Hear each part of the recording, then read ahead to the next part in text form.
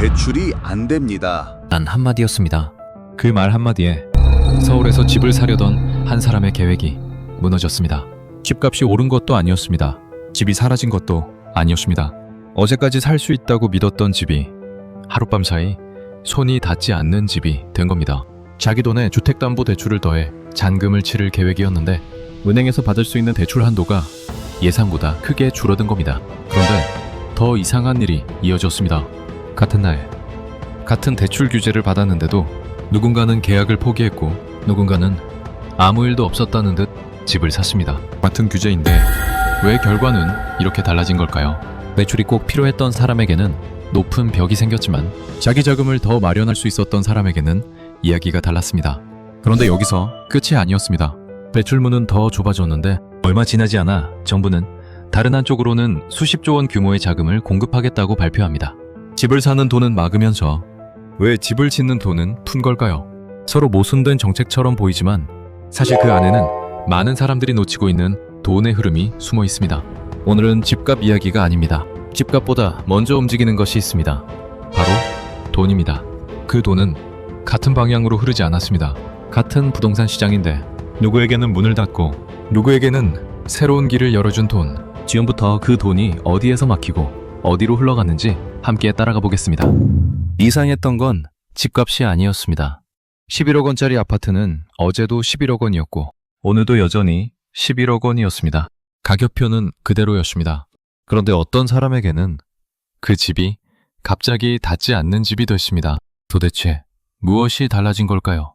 달라진 건 집값이 아니라 그 집까지 갈 수 있는 돈의 길이었습니다. 집을 사려던 사람은 자기 돈에 주택담보대출을 더해 잔금을 치를 계획이었습니다. 하지만 대출 한도가 줄어드는 순간 그동안 맞춰놓았던 계산이 한순간에 무너졌습니다. 여기서 정말 중요한 건 대출이 몇억 원 줄었다는 사실 자체가 아닙니다. 집값은 그대로인데 내가 살 수 있는 집의 가격이 먼저 내려간 겁니다. 같은 세상인데 내 현실만 달라진 겁니다. 세상이 바뀐 것이 아닙니다. 내가 갈 수 있는 집의 범위가 줄어든 겁니다. 물론 은행과 금융당국에도 이유는 있습니다. 가계대출이 빠르게 늘어나면 금융 시스템 전체의 부담이 커질 수 있기 때문입니다. 은행 역시 위험을 외면한 채 계속 돈을 빌려줄 수는 없습니다. 결국 집을 사려는 사람과 돈을 빌려주는 쪽의 입장이 서로 부딪히는 겁니다. 그래서 이 문제를 단순히 누가 맞고 누가 틀렸다고 보기는 어렵습니다. 하지만 시장에서는 그 순간부터 결과가 달라지기 시작합니다. 예를 하나 들어보겠습니다. 10억 원짜리 집을 두 사람이 산다고 가정해보죠. 한 사람은 자기 돈이 7억 원입니다. 대출은 3억 원이면 충분합니다. 반면 다른 사람은 자기 돈이 4억 원입니다. 계약을 마치려면 대출이 6억 원은 필요합니다. 그런데 받을 수 있는 대출이 최대 3억 원으로 줄어듭니다. 첫 번째 사람은 필요한 금액을 그대로 마련할 수 있습니다. 그래서 예정대로 집을 삽니다. 하지만 두 번째 사람은 3억 원이 부족해집니다. 집값은 그대로인데 계약을 끝낼 방법이 사라진 겁니다. 같은 집입니다. 같은 가격입니다. 같은 대출 규제입니다. 그런데 결과는 완전히 달라졌습니다. 차이를 만든 건 집값이 아니었습니다. 그 집을 사기 위해 은행 돈이 얼마나 필요했느냐였습니다. 대출문이 좁아지는 순간 은행 돈이 더 많이 필요한 사람부터 집 앞에서 멈출 가능성이 커집니다. 그렇다면 궁금해집니다. 이런 변화는 일부 사람에게만 나타난 현상이었을까요? 아니면 실제 서울 주택시장에서도 이미 같은 변화가 시작되고 있었을까요? 거래 데이터를 들여다보니 시장은 이미 조금씩 달라지고 있었습니다. 그렇다면 실제 시장에서는 어떤 변화가 나타났을까요? 서울의 거래 데이터를 따라가 보겠습니다. 집합건물 거래 가운데 담보대출이 포함된 거래의 비중은 1년 전보다 낮아졌습니다. 특히 집값이 높은 일부 지역에서는 감소폭이 더 크게 나타났습니다. 이 숫자가 말하는 건 의외로 단순합니다. 집을 살 때 은행 돈이 차지하는 비중은 줄어들고 자기 자금을 얼마나 마련할 수 있느냐가 더 중요한 시장으로 바뀌고 있다는 겁니다. 결국 먼저 멈춘 사람은 집을 사고 싶지 않은 사람이 아니었습니다. 대출 없이는 집을 살 수 없던 사람이었습니다. 거래 현장에서도 같은 차이가 나타나기 시작했습니다. 대출 의존도가 높은 사람은 먼저 발길을 돌렸고 자기 자금을 충분히 마련할 수 있었던 사람에게는 여전히 선택지가 남아 있었습니다. 규제는 같았습니다. 하지만 누군가에게는 턱 정도였고 누군가에게는 넘을 수 없는 담장이었습니다. 바로 여기서 시장의 흐름이 갈라지기 시작합니다. 이쯤 되면 이런 생각이 들 수도 있습니다. 그렇다면 돈줄을 더 강하게 조이면 집값도 더 잡히는 것 아닐까? 겉으로 보기에는 맞는 말처럼 들립니다. 하지만 현실은 그렇게 단순하지 않았습니다. 집을 사기 위해 빌리는 돈을 관리하는 것과 주택시장 전체를 움직이는 돈을 막는 것은 전혀 다른 문제였기 때문입니다. 실제로 돈의 흐름을 조금 더 따라가 보니 뜻밖의 곳에서 또 다른 문제가 드러나기 시작했습니다. 이번에는 집을 사려는 사람이 아니었습니다. 집을 지어야 하는 사람들의 돈줄이 흔들리고 있었던 겁니다. 여기서부터 이야기는 조금 더 커집니다. 집을 사는 돈만 막는다고 해결될 문제가 아니었던 이유가 드러나기 시작합니다. 집을 사는 사람이 빌리는 돈을 줄이면 집을 사려는 수요도 줄어듭니다. 여기까지만 보면 답은 간단해 보입니다. 그렇다면 돈줄을 더 강하게 막으면 되는 것 아닐까? 하지만 부동산 시장에는 집을 사는 사람만 있는 것이 아닙니다. 누군가는 먼저 집을 지어야 합니다. 아파트 한 채가 완성되기까지는 땅을 확보하고 자재를 들여오고 수많은 사람이 몇 년 동안 공사를 이어갑니다. 그 긴 시간을 버티려면 막대한 자금이 필요합니다. 물론 그 돈을 건설사가 모두 자기 돈으로 마련하는 것은 아닙니다. 사업성이 있다고 판단되면 금융회사의 자금과 보증이 함께 들어갑니다. 뉴스에서 자주 듣는 PF, 프로젝트 파이낸싱도 그중 하나입니다. 쉽게 말하면 아파트가 완성되기 전에 미래의 가치를 믿고 먼저 돈을 빌리는 구조입니다. 그런데 바로 이 돈길에도 문제가 쌓이기 시작했습니다. 금융당국의 2026년 3월 말 점검 결과를 보면 부동산 PF 익스포저는 169조 8천억 원에 달했습니다. PF 대출 연체율은 4.65%, 유의부실 우려 여신도 16조 4천억 원으로 집계됐습니다. 이 숫자만 보면 이렇게 생각하기 쉽습니다. 위험하다면 여기도 돈을 끊으면 되는 것 아닌가? 하지만 현실은 그렇게 단순하지 않았습니다. 부실한 사업장과 정상적으로 사업이 진행되는 현장은 같은 곳이 아니기 때문입니다.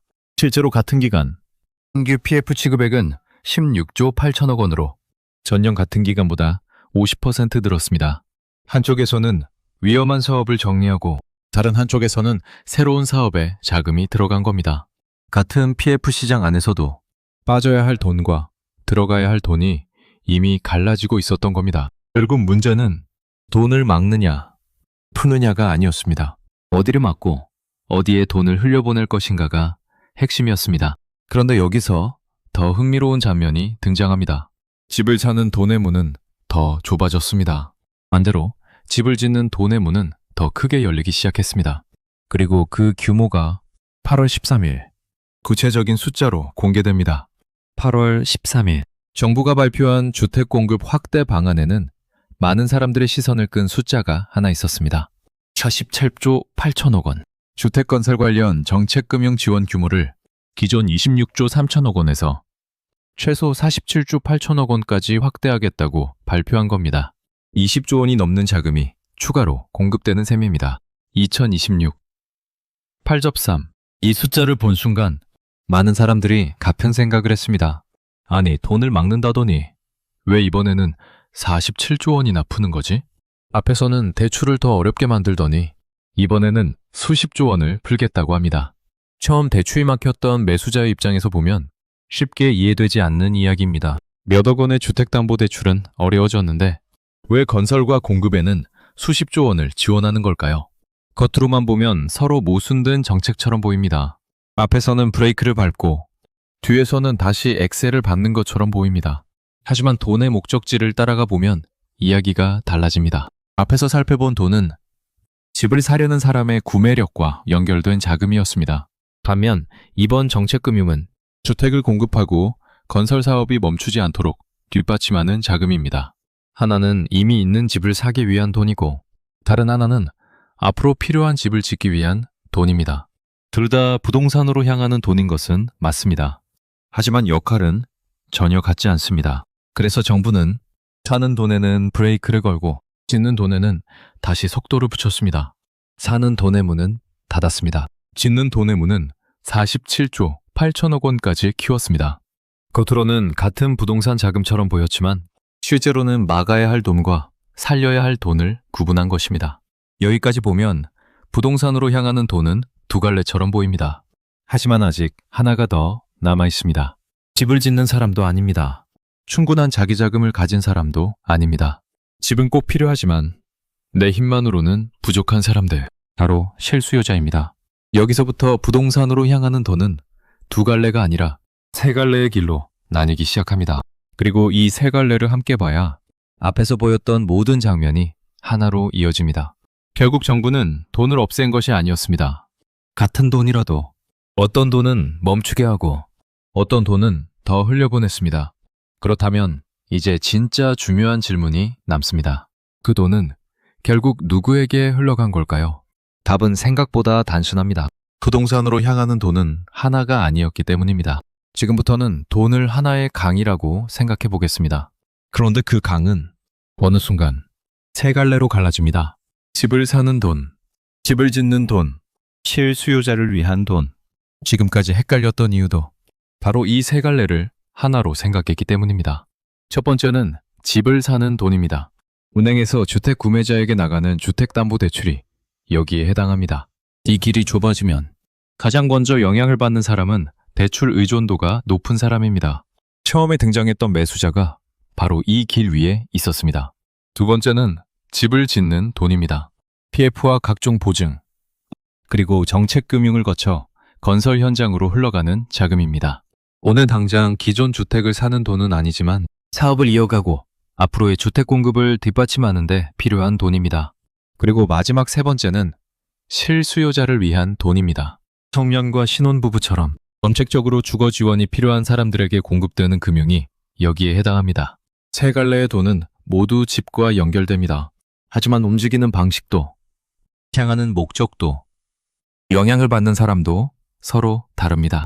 그래서 부동산 뉴스를 단순히 정부가 돈을 풀었다 또는 정부가 돈을 막았다 이렇게만 보면 자꾸 앞뒤가 맞지 않는 것처럼 느껴집니다. 어제는 대출 규제를 강화했다고 하고 오늘은 수십조 원을 지원한다고 합니다. 서로로 모순된 이야기처럼 들릴 수도 있습니다. 하지만 돈이 어디에서 출발해 누구를 거쳐 어디로 흘러가는지를 나눠서 보면 그 모순은 조금씩 풀리기 시작합니다. 돈은 멈춘 것이 아니었습니다. 방향을 바꿔 움직이고 있었던 겁니다. 대출이 막혀 발길을 돌린 사람도 있었고 건설 현장으로는 더 큰 자금이 들어갔습니다. 같은 부동산 시장 안에서도 돈의 흐름은 사람마다 전혀 다른 방향으로 흘러가고 있었습니다. 그래서 수십조 원이라는 숫자만 봐서는 절반밖에 보이지 않습니다. 진짜 봐야 할 것은 그 돈이 누구에게 가는지입니다. 하지만 돈길이 열렸다고 해서 모든 사람이 그 문을 통과할 수 있는 것은 아닙니다. 은행은 위험을 따지고 건설사는 사업성을 따지고 집을 사는 사람은 자신의 자금을 따집니다. 그리고 마지막에는 숫자로는 설명하기 어려운 또 하나의 문제가 남습니다. 같은 집을 바라보면서도 사람마다 원하는 집값이 달라지는 겁니다.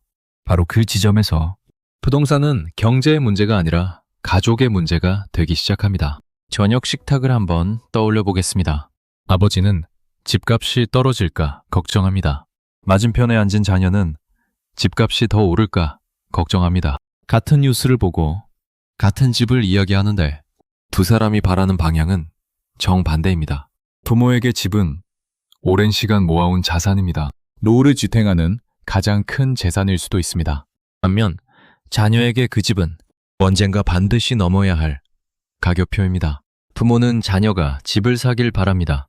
하지만 집값은 떨어지지 않길 바랍니다. 자녀 역시 부모의 집값은 오르길 바랍니다. 하지만 내가 살 집만큼은 내려가길 바랍니다. 집값이 오르면 부모는 안도할 수 있습니다. 하지만 자녀에게는 첫 집이 또 한 걸음 멀어집니다. 반대로 집값이 크게 떨어지면 이번에는 부모의 마음이 무거워질 수 있습니다. 그래서 더 아이러니한 일이 벌어집니다. 더 아이러니한 건 두 사람이 남이 아니라는 겁니다. 같은 가족 안에서 한 사람은 집값이 떨어질까 걱정하고 다른 한 사람은 집값이 오르지 않을까 걱정합니다. 더구나 자녀가 그 벽을 넘지 못하면 결국 부모가 자신의 자산을 꺼내 도와야 하는 상황도 생깁니다. 부모에게는 집값이 오른 것이지만 가족 전체로 보면 오히려 부담이 커질 수도 있는 것입니다. 그래서 질문은 생각보다 훨씬 어려워집니다. 집값은 오르는 것이 좋은 걸까요? 아니면 떨어지는 것이 좋은 걸까요? 누구에게 묻느냐에 따라 답은 달라집니다. 집을 가진 사람에게는 자산이고 집을 사야 하는 사람에게는 부담이기 때문입니다. 심지어 한 가족 안에서도 한 사람은 집값이 떨어질까 걱정하고 다른 사람은 집값이 더 오를까 걱정합니다. 처음에는 단순한 문제처럼 보였습니다. 집값이 오르면 집주인이 유리하고 집값이 떨어지면 무주택자가 유리한 것처럼 말입니다. 하지만 현실은 그렇게 단순하지 않습니다. 내가 지금 어느 돈길 위에 서 있느냐에 따라 같은 뉴스의 의미가 완전히 달라지기 때문입니다. 그래서 이제 질문도 조금 달라져야 합니다. 집값이 오를까, 떨어질까? 그 질문만으로는 내 상황을 제대로 설명할 수 없습니다. 오히려 먼저 봐야 할 것이 있습니다. 지금까지 함께 따라온 그 세 갈래의 돈길입니다. 그 길이 보이기 시작하면 처음에는 이해되지 않았던 뉴스도 전혀 다른 의미로 읽히기 시작합니다. 다시 처음으로 돌아가 보겠습니다. 대출이 안 됩니다. 처음 이 말을 들었을 때는 한 사람의 대출이 막힌 이야기처럼 보였습니다.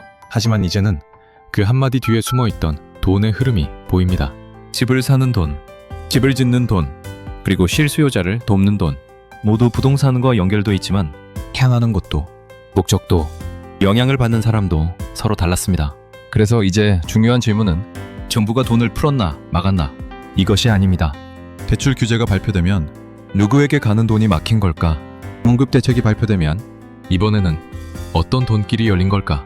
그리고 마지막으로 나는 지금 돈이 움직이는 어느 지점에 서 있는 걸까? 이 세 가지를 먼저 생각해보는 것입니다. 처음에는 집값이 그대로인데 집을 살 수 없게 된 한 사람의 이야기였습니다.